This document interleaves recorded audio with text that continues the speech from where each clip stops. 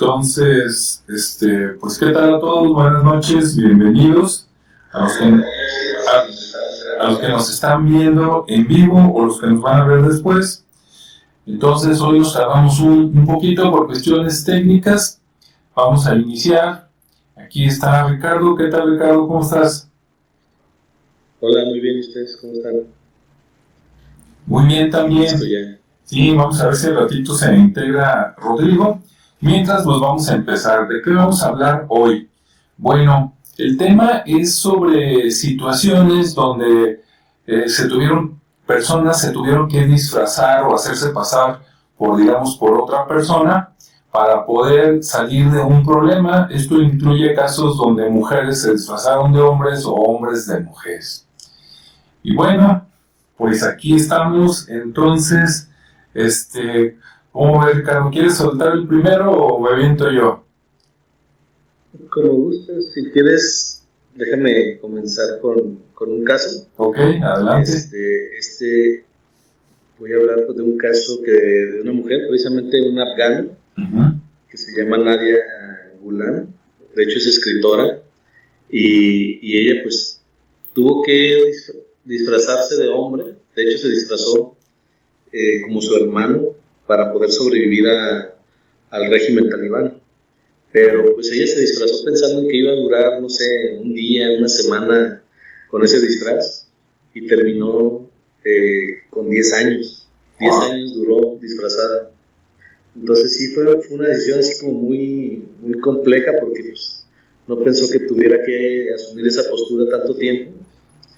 Y bueno, actualmente ella es una escritora, activista, y obviamente parte de su escritura o de sus libros pues es esa narrativa, ¿no? De la experiencia que tuvo que vivir para poder sobrevivir.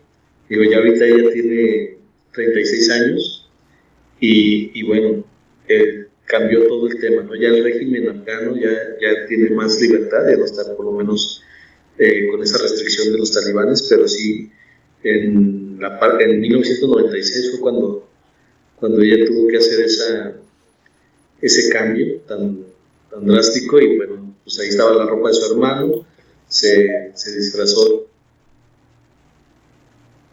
y bueno, aún así de niña tuvo que, digamos que había bombas, como ya ves que siempre hay mucha guerra civil allá, pues de pronto hay una bomba la alcanzó, y pues sí estuvo muy grave, la tuvieron hospitalizada y todo, pero bueno, pues se logró recuperar, le quedaron ahí algunas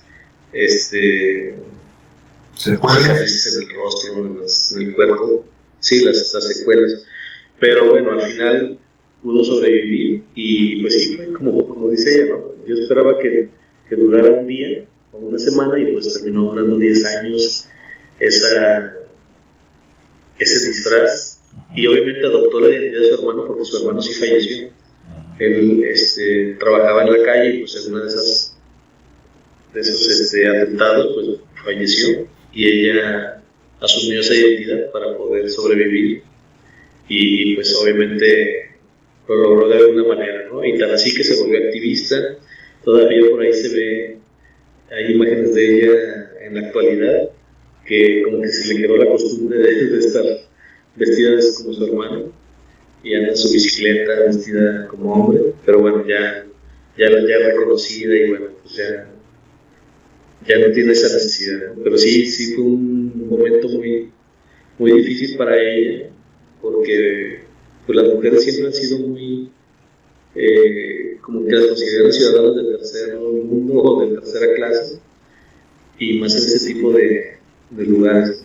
Sí. Entonces ella pues tuvo que usar ese mecanismo de supervivencia, y desgraciadamente pues por algo pasan también las cosas, ¿no? Su hermano muere y ella toma su identidad.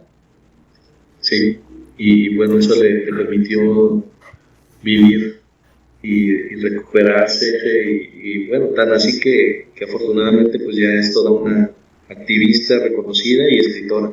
Y obviamente para poder seguir viviendo se tuvo que refugiar en España, que también era muy llegó como un momento muy complicado y pues había ya prácticamente una guerra interna muy complicada y en una de esas se fue a Cataluña y pues ya lleva ya 15 años, ¿no? Le gustó tanto el lugar que ya lo adoptó y ya ha escrito 3 novelas. Entonces pertenece a una ONG que se llama Puentes para la Paz y bueno, es una mujer pues muy dedicada a sus libros, a su comunidad y bueno, es un caso bastante interesante, creativo en ese sentido, porque pues de alguna manera el querer sobrevivir pues te da esos mecanismos, ¿no? de pensar rápido y de aprovechar las oportunidades a pesar de las desgracias pues, que están y de los sentimientos encontrados pues, que estaban ocurriendo, ¿no? Por el tema de su hermano. Pero bueno, esa es una de las historias con las que quise empezar. ¿Tú cuáles traes? Sí, no, y está muy impresionante porque es de la vida real, es de mujer a hombre, sí, que a veces es más difícil, y no, pues ahora sí que merece una película, ¿no? No sé si tengan o no, le hayan hecho.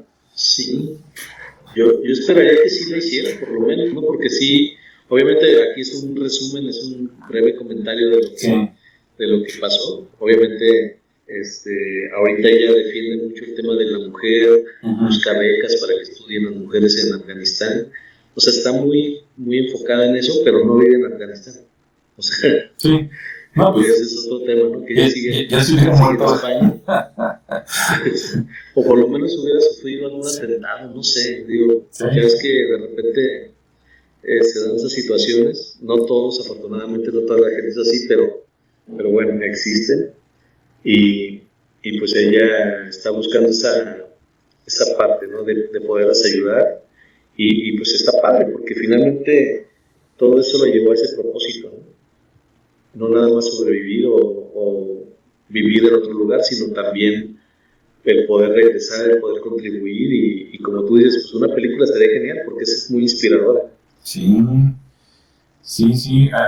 Cuando estabas contando esta historia, yo voy a platicar otra, pero antes de platicarla, mientras escuchaba, por la trascendencia me hiciste recordar una novela.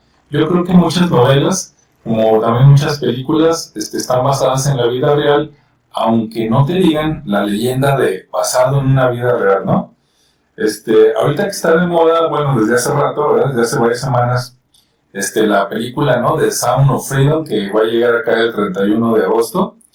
El protagonista principal ahí, bueno, no el protagonista, más bien el actor que salió, Jim Caviezel, hace muchos años, él, hizo muchas películas, pero antes de hacer el papel de Cristo y ahora del militar salvador de los niños, él salió en la última versión que yo vi del Conde de Montecristo, no sé si la viste. Sí. Esa, sí, muy buena la película. Eso, yo creo que es de las mejores películas, digamos, mejores novelas antiguas de relato, porque es la historia, digamos, de un hombre que le va, o sea, que lo pierde todo, ¿no? Ahí por una mujer, la mujer lo deja, cae preso, se lo llevan a una prisión así tipo Alcatraz, de la que pues prácticamente ahí se iba a morir, ¿no? Ahí se iba a pudrir, y resulta que ahí, si no me falla la memoria, ¿verdad? Más del libro que de la película, conoce a una persona, esa persona pues le dice ánimo, digamos que le da, lo instruye, aparte que le enseña, ¿no? Sí. A desarrollarse, digamos que le da estudios que por su cuenta a lo mejor él no pudo haber tenido o conseguido por fuera, y llega un momento donde, si no me equivoco, su mismo tutor muere, y no sé si se pusieron de acuerdo o a él se le ocurrió que dice, voy a suplantarme, ¿no? Me voy a meter en el saco del cuerpo de él para que me tiren a mí al mar y a él lo escondo. Entonces lo tiran a él al mar y ese fue precisamente como escapó de la prisión, y ya una vez que escapó, ahí sí ya no me acuerdo si el otro le dijo dónde había un tesoro o simplemente con los conocimientos que tuvo, él fue prosperando. Y hasta que llega, asume la personalidad de otra persona, se cambia el nombre, ¿no? Y de ahí sale el famoso Conde de Montecristo. y después de unos años, él regresa pues, con las personas que le habían hecho daño, ¿no? Y de alguna manera a vengarse, aunque sobre la marcha, luego se da cuenta de que pues no es necesario que él necesariamente se vengue, porque pues los otros solitos, digamos que ellos mismos hicieron su futuro, ¿no? ¿Cómo ves, Ricardo? ¿Por ahí te suena? Sí, sí, de hecho, prácticamente, digo, la novela de Dumas, de Alejandro Dumas, es un novelón, o sea, pero está basada en una historia real. Ah, mira, no sabía. Entonces, obviamente no sé si haya coincidido, pero hay una historia muy real. De hecho, me acuerdo porque al final existe el símil del Conde de Montecristo. Y digo, la película me gustó mucho con Caviezel. Se me hace un cuate como que se mete mucho al personaje y se la crees. Entonces, por eso dije que era muy buena película, porque la verdad es que sí está muy bien interpretada y te mete en la trama, a pesar de que es una historia que yo creo que hemos leído y releído muchas veces.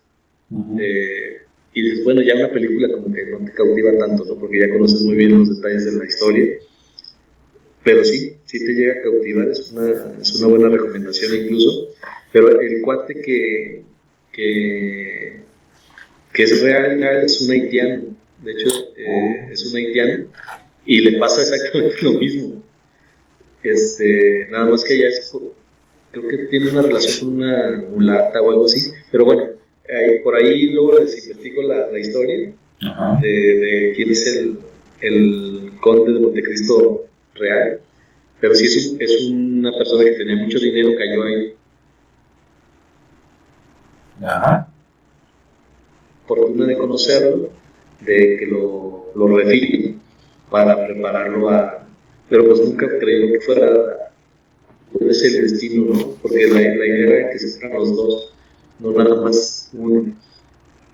Pero pues, al final lo hizo bien, regresó y bueno, pudo darle la vuelta a muchas cosas, ¿no? Así es. Sí, es una historia que tiene mucho de real. No sé qué tanto lo sea, porque la verdad no he leído la otra historia del haitiano, pero sí sé que tiene un origen de historia real. Por eso es que yo creo que por eso es que es tan detallada en los detalles de la historia y en las emociones que genera.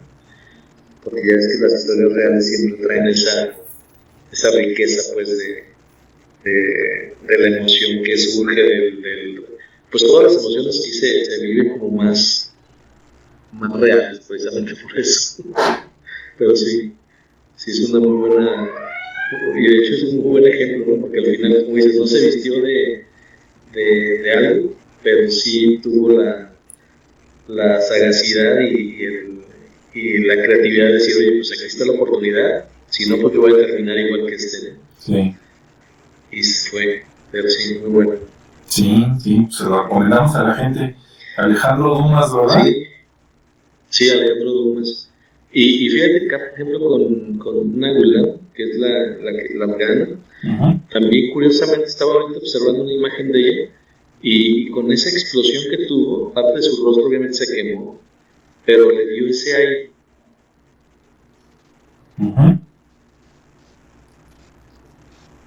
Ese aire. Ah, caray. Ahora sí te dejé de escuchar, Ricardo, de repente cuando dijiste que ese aire. Bueno, esperemos que por ahí sí se esté grabando, algo pasó por ahí. Y bueno, mientras recuperamos por aquí a Ricardo, a ver, parece que ahí viene. ¿Qué tal, Ricardo? Ahora sí. Nos quedamos en que sí. Nos quedamos en que dijiste que con la explosión que tuvo en su rostro, que su expresión era ¿cómo? Sí, que le provocó pues esas quemaduras y obviamente le dio esos rasgos, le quitó como los rasgos femeninos y como eso contribuyó pues a que el personaje de su hermano fuera todavía más creíble, ¿no? Que fuera un hombre. Yo creo que también eso le ayudó a que se prolongara más el tiempo sí. en ese rol. Muy bien. Pues bien, bueno, o sea, sí. Bueno, pues por aquí va llegando Rodrigo. ¿Qué tal, Rodrigo? ¿Cómo estás? Bien. Bueno, ahorita activa su micrófono y nos habla Rodrigo. Ya salió. Ya volvió. Ahí está. Ok, no se oye, pero sí te vemos. A lo mejor te falta apretar un botón o algo. ¿Sí? Ahí está. ¿Ahora se escucha? Sí, ahora sí. Okay. Ahora tengo que subirle yo. Bueno, pues ahora les voy a platicar yo mi historia mientras va calentando Rodrigo. Y traigo una que es totalmente real y otra que yo creo que sí es real, pero no consta, entonces va primero la real. Resulta que por acá en Jalisco, en Atotonilco, una de las personas famosas que han nacido y creo que también murió ahí, después de muchos años, fue Margarito Ramírez Miranda.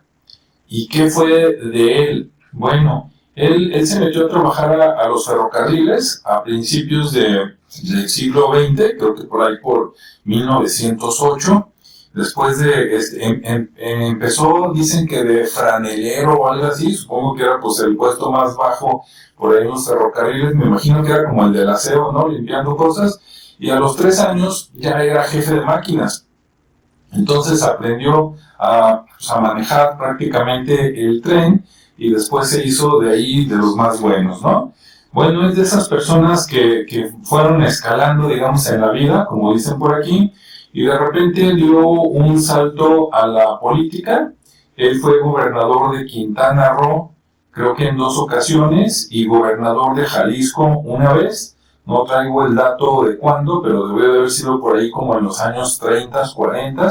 Se dedicó a la política un rato.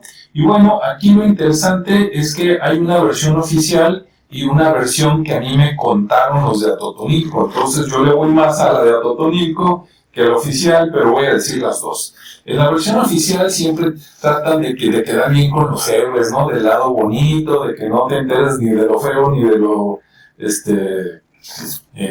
pues, que todo, como que la vida es bella, ¿no? La versión oficial es que este señor, Margarito Ramírez, salvó la vida del presidente Álvaro Obregón. De hecho, la salvó unos meses antes de que fuera presidente.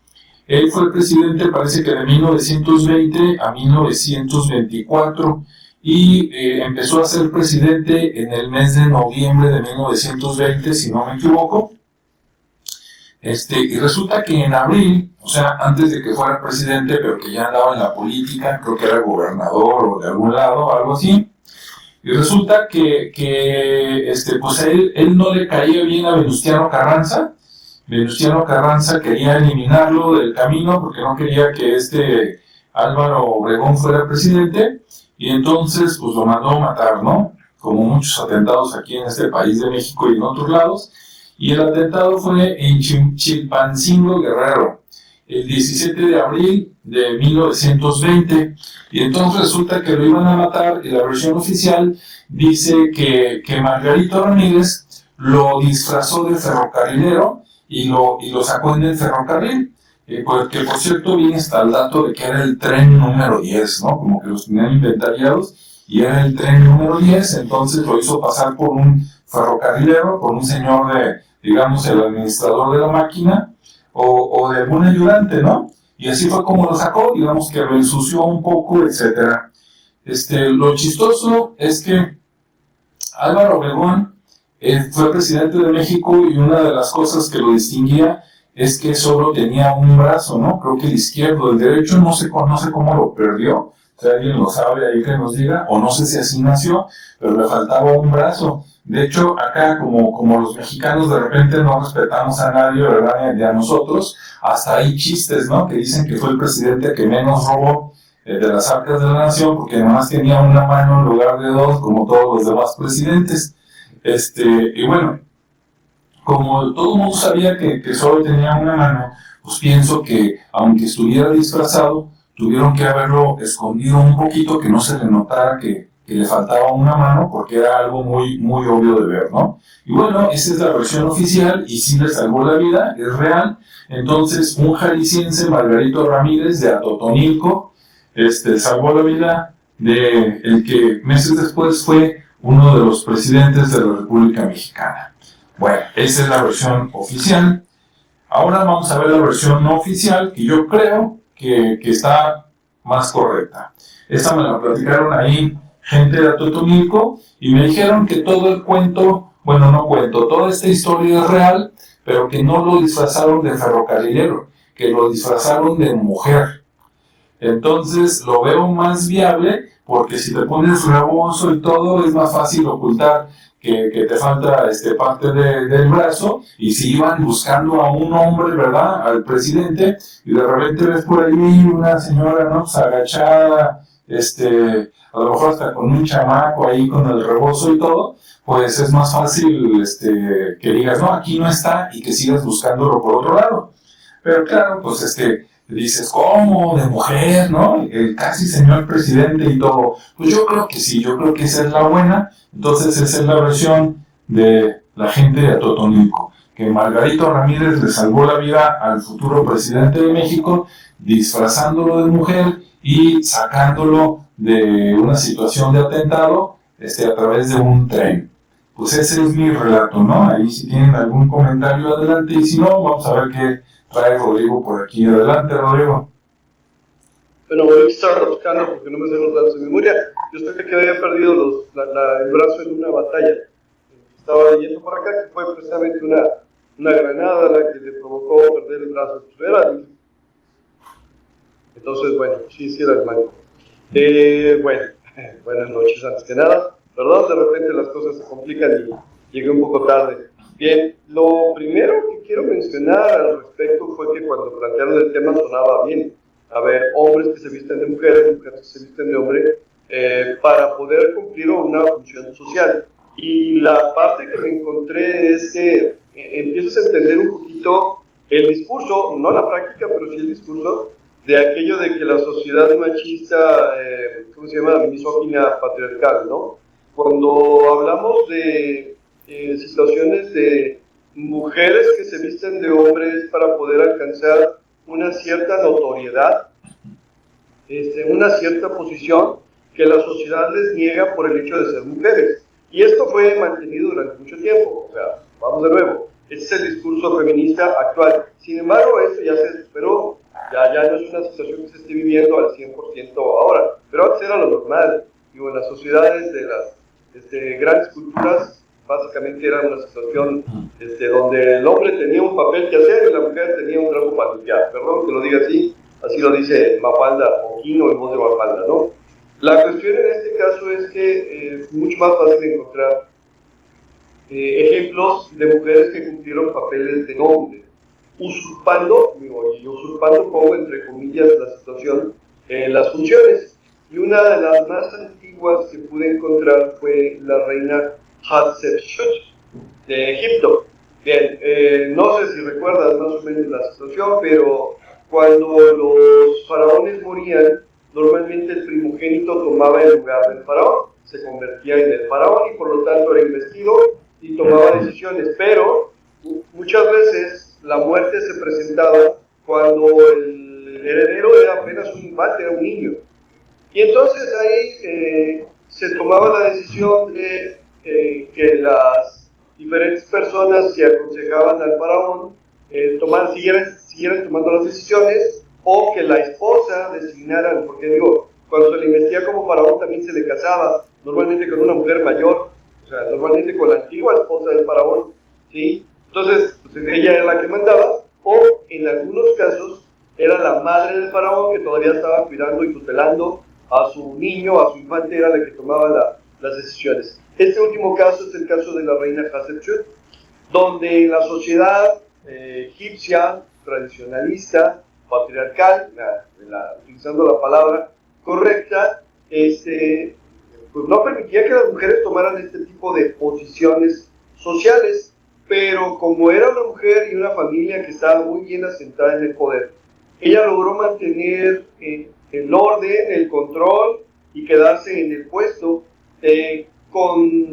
siguiendo que con el tiempo fuera reconocida como una gran gobernante. O sea, no fue tan despótica, hizo grandes cosas por su cultura, hizo grandes cosas por su imperio, y de alguna manera logró mantener la hegemonía en lo que llegaba el siguiente faraón. Bien. La situación en este caso es que estamos hablando de un caso de travestismo, porque para poder ser reconocida como faraón, tuvo que tomar ciertos elementos simbólicos. Por ejemplo, ella traía una barba artificial. Esa barba artificial ya la utilizaban algunos faraones, y ella se rapaba la cabeza como lo hacían los faraones varones. O sea, tuvo que tomar la apariencia, tuvo que tomar las cuestiones de forma, de símbolo, para poder ser, siendo una mujer, cumplir las voluntades y ejercer el poder sobre una sociedad estrictamente patriarcal y misógina. De una vez lo digo, ¿no? Entonces, bueno, ese es un primer ejemplo. Si nos venimos acá a México, tenemos a la Gran Reina Roja, que si no me acuerdo mal era pariente de Pacal, y que también cumplió en algún momento, un tiempo, la función de ser la dirigente de la sociedad de Palenque, y también hizo un gran trabajo. Eso es con respecto a referencias antiguas. Por el contrario, cuando estamos hablando de hombres que se visten de mujer, normalmente tienden, insisto, a hacer o tratar de retratar que es una situación de descender de nivel. Perdón que lo ponga de esta manera, no es mi idea, pero es básicamente lo que se está planteando en este momento. Tenemos un gran historiador que se llamaba Homero, que escribió dos grandes títulos, la Ilíada y la Odisea, y durante el proceso de la Ilíada, en el momento en que ya por fin Paris se roba a Helena de Troya, y Agamenón va y pide la ayuda de todos los reyes griegos, de todas las polis, para que lo ayuden a ir a recuperar a Helena a Troya, va y se presenta ante el rey Odiseo. Pero Odiseo, que sabe a qué va Agamenón, y que de alguna manera había conquistado por fin un lugar y le habían concedido el reinado de su tierra, de la cual era el heredero, pero no tenía, por así decirlo, todas las de ganar a la hora de tomar el poder, y es Agamenón el que le da ese lugar. Pues va Agamenón luego y le dice: oye, pues vengo a que me pagues el favor y que de alguna manera me ayudes en esto. Pero él no quiere la guerra, porque literalmente se va a tener que chutar una guerra que él sabe que va a tardar mucho y que probablemente no regrese de ella. Entonces, para poderse esconder y hacerse el tonto, ¿sí?, va y se cuela donde están las demás mujeres y se pone a hacer actividades de mujeres y se viste de mujer, ¿sí? Entonces, literalmente le dicen: está loco, o sea, literalmente se volvió loco, y ahora está allá con las mujeres. No recuerdo la actividad, diría cosiendo o tejiendo o algo por el estilo. Pero, aunque de alguna manera estamos hablando de un relato, estamos hablando de una novela, por decir lo que ustedes estaban hablando hace rato, de una novela, están tratando de significar que, en este caso, Odiseo no tenía el valor para ir a enfrentarse en la batalla, ¿sí? Y en ese punto se rompía con el pacto no escrito, el pacto tradicional, donde el hombre va y arriesga su vida a cambio de poder hacer un montón de cosas en la sociedad, mientras la mujer se queda en casa cuidando, a cambio de poder mantener y vivir su vida lo más lejos que pueda. En otras palabras, no estaba cumpliendo el papel de hombre que le correspondía. Por ahí lo descubre, le hace notar que pues, está siendo tontito y no, en realidad no está loco, y alguien participa, y ustedes leyeron, si no la novela, algún extracto o vieron la película. Él tiene mucho que ver con el triunfo de la batalla de Troya. Del caballo de Troya fue una idea de él. Entonces, bueno, eso fue lo que encontré. Encontré ejemplos de mujeres que han usurpado el papel de hombres, que se han hecho pasar por hombres. Algunas de ellas fueron castigadas, algunas de ellas fueron segregadas, y algunas de ellas no se descubrió su condición hasta que las encontraron ya muertas, o ya se murieron, o recibieron una herida en batalla, porque peleaban al lado de los hombres, y ya no había manera de esconder de su cuerpo femenino. Pero de ahí en más es básicamente historias de mujeres que ascienden, entre comillas, a la posición de hombre para poder tener privilegios, o de hombres que rebajan, se disminuyen a la posición de mujer, lo cual, pues, insisto, sí cubre perfectamente el discurso de sociedad patriarcal, machista y misógina, ¿no? Eso fue lo que encontré.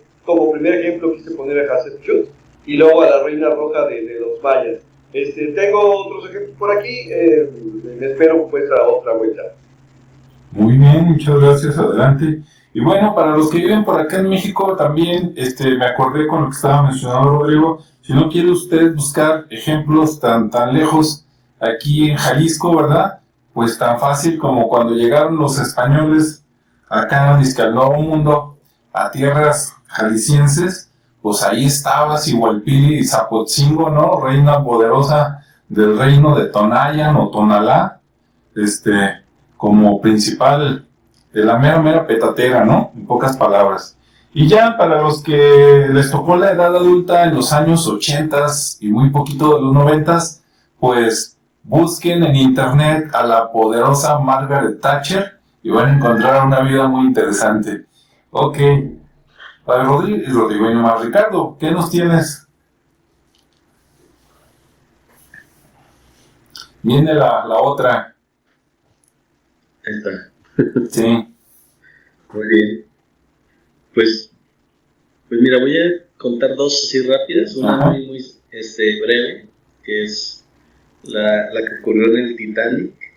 Sí. Me gustó porque es como la típica también de supervivencia, pero que aplica la creatividad, ¿no? Sí.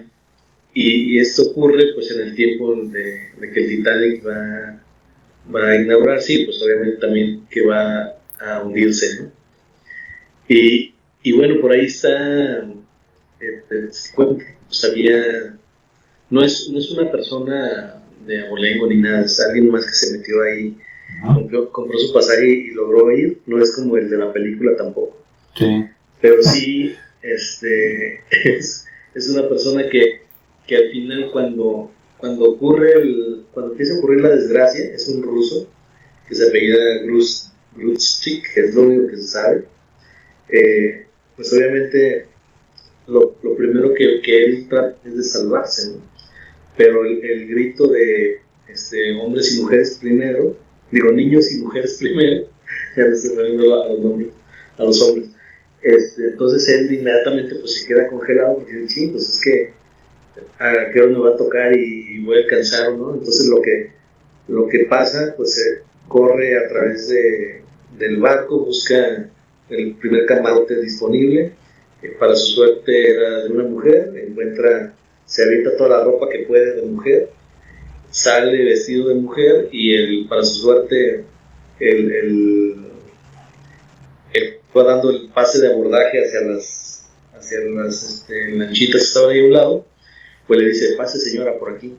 Entonces pues se aprovecha de la confusión, se sube y pues ya se salva, ¿no? Pero en ese de que se salva, ahí a un lado iba una mujer francesa que se quedaba viendo sospechosamente y él pues se alejaba así como evitando su mirada y no quería estar muy cerca de ella, y ella va y se le acerca y le dice que es un miserable porque se acaba de engañar a la policía, pues al cuate que lo dejó pasar, y le dice que por favor no lo vaya a descubrir, ¿no? Que no diga nada. Y pues al final no dice nada y pues se salva, ¿no? Y es como la historia que quedó ahí documentada, como parte de esa experiencia general del Titanic, ¿no? Eso así como breve. Ese es uno de los casos donde un hombre se viste de mujer para sobrevivir, igual que algo parecido a lo que tú mencionas, pero acá por otra situación, ¿no? Uh-huh. Y otro que voy a aprovechar, porque este fue muy breve, lo hice así como un resumen, incluso es un libro que no sabía que existía. Uh-huh. Me gustó mucho porque trae varias historias, y lo dice déjame ver si está por ahí. Ese libro se llama Las Insumisas. Oh. Entonces es así como son historias verídicas, todas. Entonces habla desde Juana de Arco hasta Cristina de Suecia, mujeres que se disfrazaron de hombres para ser poderosas, ¿no? Entonces así como el eslogan de esta historia, o de este libro, mejor dicho, porque trae historias varias.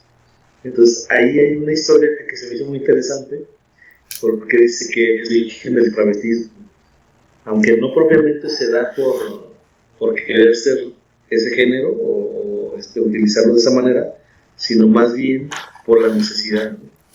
Porque como bien decía Rodrigo, el hombre tiene ciertos privilegios, y más obviamente en otros siglos, o todavía, pero bueno, de diferente manera. Entonces el hecho de tener ese género o de querer pertenecer a esa parte de ser un hombre en la vida cotidiana, pues les da ciertos privilegios, como era el poder trabajar y el poder trabajar en cosas que a las mujeres no les son permitidas, ¿no? Entonces había ahí una mujer que bueno, incluso se cortó el cabello, se puso una gorra, se vistió así con ropa holgada para evitar que fuera descubierta, y poder trabajar pues de agricultora, de albañil, de limpiabotas, de lo que se pudiera. Y bueno, eso le permitió pues vivir y mantener esa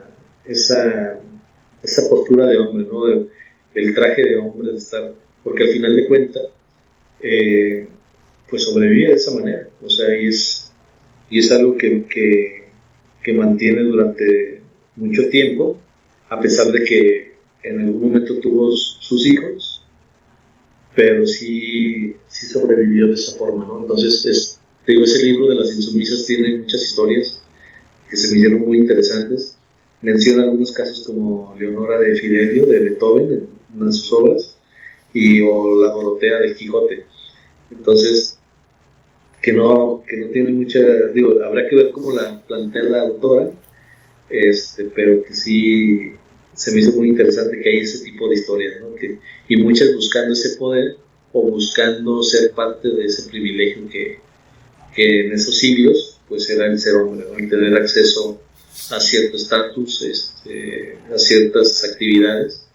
Y pues bueno, obviamente quien era descubierta, pues obviamente le achacaban mil cosas, ¿no? Porque al final de cuentas las podrían considerar hasta brujas, ¿no? En algunos casos, o que iban en contra de Dios, porque también, como las escrituras dice que el que se vista de hombre, la mujer que se vista de hombre, o que el hombre que se vista de mujer será abominado, pues bueno, no es muy bien visto por la parte de las iglesias, ¿no? Entonces, pero bueno, esa es la otra historia, ¿no? De otra mujer que es real en un libro.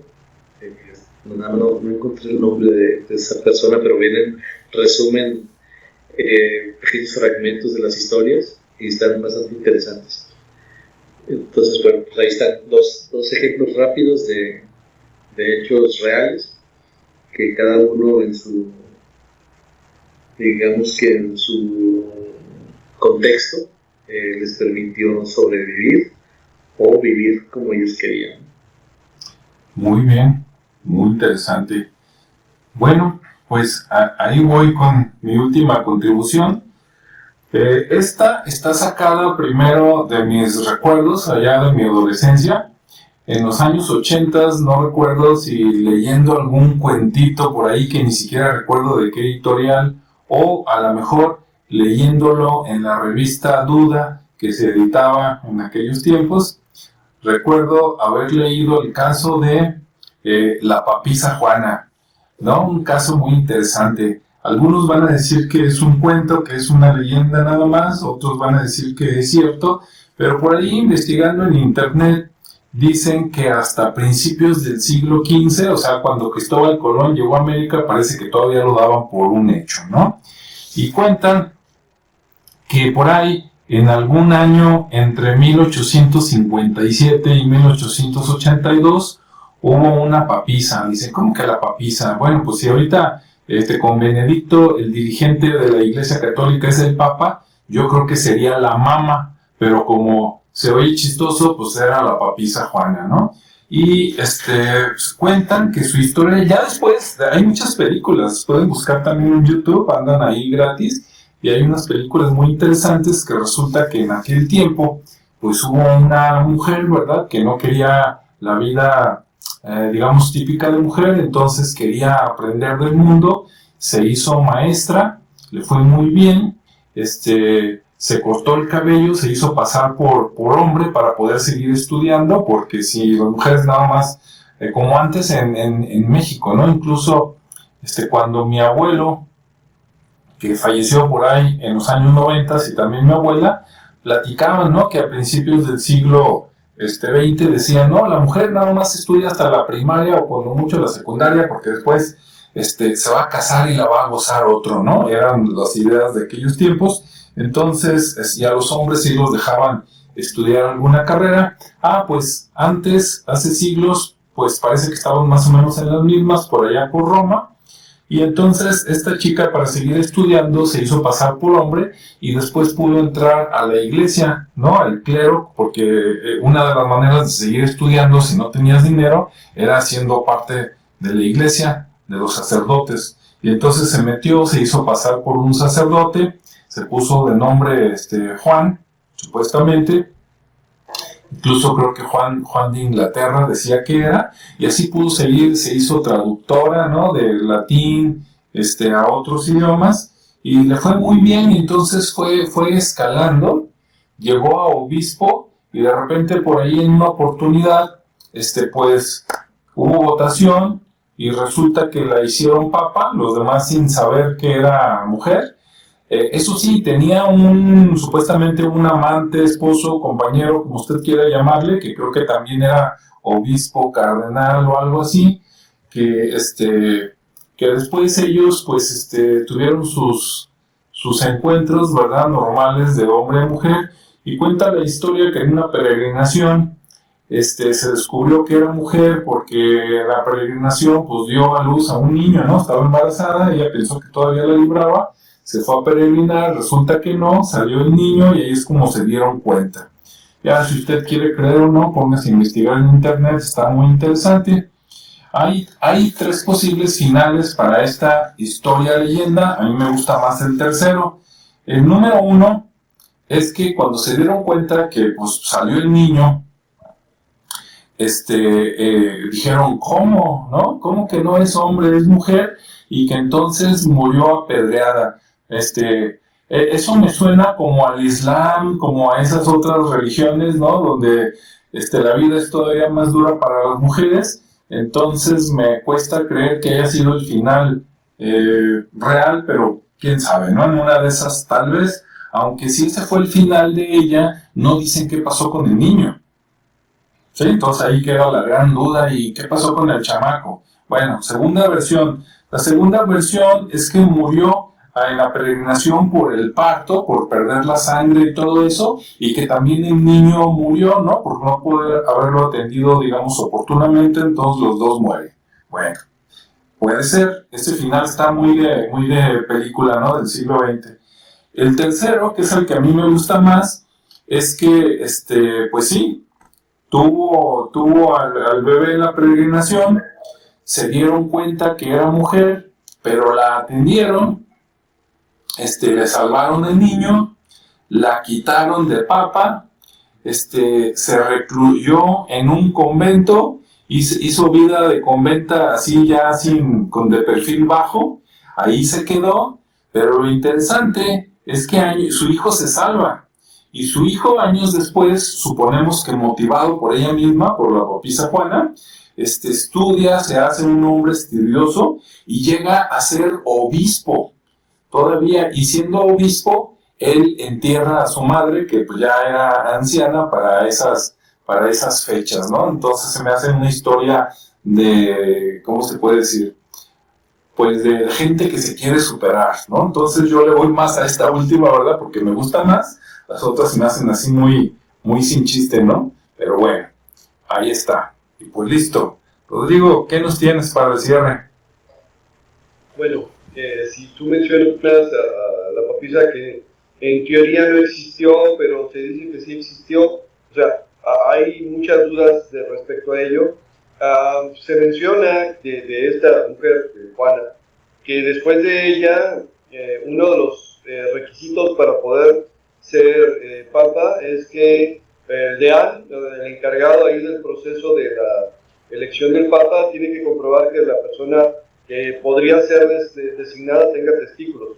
O sea, a partir de ahí empezaron a hacerlo. Ahora, la parte de los testículos, con perdón de la expresión, es que era una tradición romana, y recordamos que el Vaticano está enclavado en Roma, de los romanos el que poder jurar, y para hacer un juramento que se tenía que cumplir, se tenía que hacer con la mano en los genitales, en los testículos. Por eso se dice testificar. Soy testigo y testifico que voy a cumplir con esta situación. Entonces, bueno, también ahí da pie a entender si es cierto o no es cierto. Lo que sí es cierto y que sí se pudo comprobar fue la situación de Hipatia de Alejandría.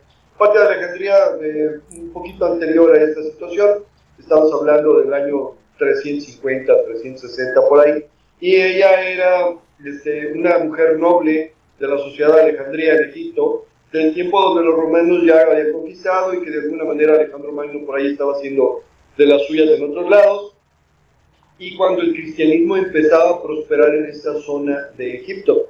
Y entonces se daba una situación muy interesante.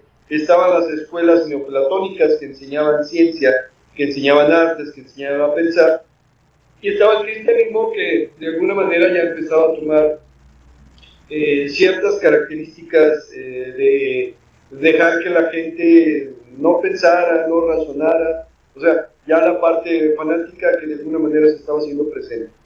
En ese sentido, una mujer, Hipatia de Alejandría, era una alumna destacada. Si bien no se permitía mucho a las mujeres estudiar y tener conocimiento, debido a su cuna noble sí se le permitió, al grado de que se convirtió en la maestra principal del neoplatonismo en esta ciudad. Pero aquí va la situación. La única manera en que se le permitía entrar a los recintos de la escuela era vestido de hombre, o sea, era vestido de maestro. Los maestros tenían una vestimenta especial. No había vestido equivalente para mujeres porque no existía una situación así, pero ella sí podía entrar vestida de maestro. Y ella era la dirigente de ese proceso. La parte triste del asunto es que los cristianos, al ver que era una mujer que estaba vestida de hombre y que de alguna manera era una mujer que pensaba y que de alguna manera era una mujer que tenía influencia y se dedicaba a razonar más que a hacer otras cosas, acabaron apedreándola. Pero bueno, esa es la parte triste de la historia. La consideración en este caso es que es otra mujer, perdón la expresión, travestida, que tuvo que, una sociedad que era propiamente machista, hacerse pasar por hombre, aunque todo el mundo sabía que era mujer, pero no era la única manera en que podía tener acceso a esa situación. Traigo varios ejemplos más. Uno de ellos podría ser una mujer inglesa del tiempo de las conquistas de Napoleón.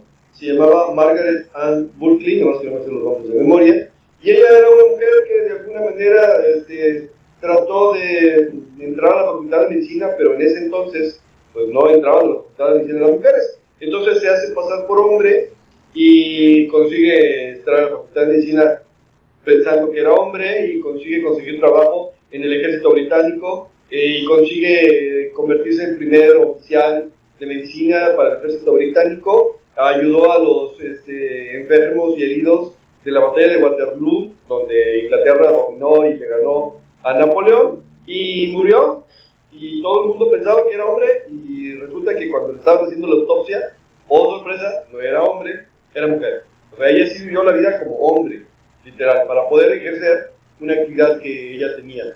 Tengo otro ejemplo, que sería Martine Aurore-Lucille Dupin, mejor conocida como George Sand, que vivió un proceso de separación o divorcio de sus padres, y que a partir de ahí es cuando ella empezó a vestirse de hombre, y siendo hombre escribió novelas, y era muy amiga de, entre otros, Chopin, y bueno, entró al círculo artístico de la Europa de ese tiempo, pero solamente como hombre, no pudo entrar al círculo siendo mujer. Y por último, para el ejercicio, a las hermanas Bronte, que tuvieron que publicar varias novelas, varias poesías y varias novelas que no hubieran podido publicar siendo mujeres, tenían un seudónimo de hombre, y al final son las autoras de Cumbres Borrascosas, un libro bastante conocido, o La Inquilina de Will de Hall, que no es tan conocido por acá, pero que es bastante frecuente encontrarlo entre la literatura infantil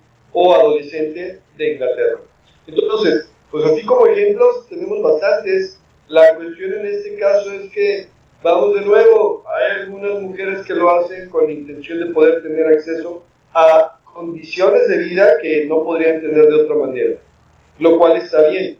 Hoy, insisto, el discurso feminista está bien como una referencia histórica, no como una referencia actual. Sin embargo, bueno, ustedes me podrán decir que sí hay determinados lugares, que sí hay determinadas situaciones donde esta parte del machismo y la misoginia se siguen presentando. Estoy de acuerdo, ¿sí? Pero en ese sentido, la cuestión del travestismo era muy señalada. Hubo gente que pudo estudiar medicina, pero no pudo ejercer la medicina porque era identificada como mujer. Entonces, bueno, ¿qué más tengo que decir? Pues que de repente las historias, insisto, hacen ver o hacen notar como que unos ascienden y otros descienden. Yo creo que al final cada quien está buscando salir adelante en las condiciones que tiene. Y aquí la dejo. Muy bien, bueno, pues muchas gracias. Y bueno, con esto concluimos. No sé si quieran dar así un último mensaje o ya listo. Ricardo, ¿algo más?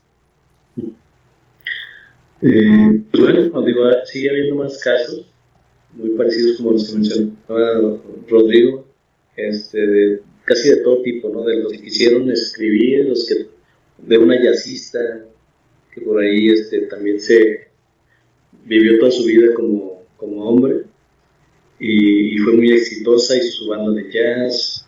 Digo, hay muchos casos, ¿no? Yo creo que aquí lo interesante es ver ya en la actualidad si todavía esa necesidad de vestirse de mujer es precisamente por esa razón de subir un nivel o de estar con los privilegios de que tienen los hombres, o al revés, o viceversa. Yo creo que ya no tiene mucho ese límite, ya no hay esa restricción de estudiar. Entonces creo que es una etapa más de libertad y precisamente, y digo libertad, no libertinaje, porque luego tiende a irse por esos caminos, pero que anteriormente sí tenía como más valor, ¿no? O sea, el valor y el riesgo que implicaba asumir un rol que no les pertenecía, creo que era bastante loable en ese sentido, porque pues bueno, era sobrevivir, era buscar tu sueño, buscar lograr lo que tú querías a pesar de todos los inconvenientes sociales y culturales, ¿no? Entonces, pues ya, nada más eso, que aprovechen hombres y mujeres a vivir su momento y a disfrutar esa libertad y aprovecharla para bien, ¿no? Que se enfoquen en ser productivos. Así es, muy bien. Básicamente. Sí. ¿Algún mensaje, consejo, Rodrigo?